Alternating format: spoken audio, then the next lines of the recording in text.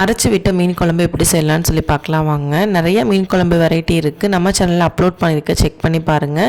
இந்த மீன் குழம்பு வந்து பார்த்திங்கன்னா திருப்பூர் ஸ்டைலில் எப்படி செய்யலாம்னு சொல்லி பார்க்கலாம் வாங்க. உங்களுக்கு குழம்பு எவ்வளோ தேவையோ அந்த அளவுக்கு சின்ன வெங்காயம் சேர்த்திக்குங்க.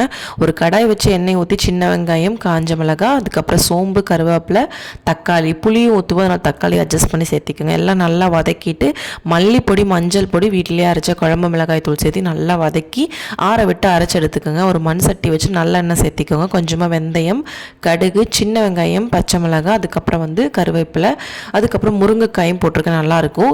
கேரளாவில் வந்து இந்த தொண்டை மிளகாய் போடுவாங்க மீன் குழம்புக்கு, அது ரொம்ப நல்லாயிருக்கும். அரைச்சி விட்ட விழுதையும் சேர்த்து நல்லா வதக்கிட்டு சின்ன நெல்லிக்காய் சைஸ் அளவுக்கு புளி சேர்த்து நல்லா உப்பு சேர்த்து நல்லா கொதிக்க விடுங்க. நல்லா கொதிச்சு எண்ணெய் பிரிஞ்சு வந்ததுக்கப்புறமா லோ ஃப்ளேமில் வச்சுட்டு மீனை போட்டு ஒரு 5 நிமிஷம் மட்டும் மூடி போட்டு வச்சு இறக்குனீங்கன்னா சூப்பரான மீன் குழம்பு ரெடி. மீன் குழம்புக்கு நல்லா சாதம் குலைவாக வச்சு மீன் குழம்பு ஊற்றி சாப்பிடுங்க, ரொம்ப டேஸ்ட்டாக இருக்கும். ட்ரை பண்ணி பாருங்கள்.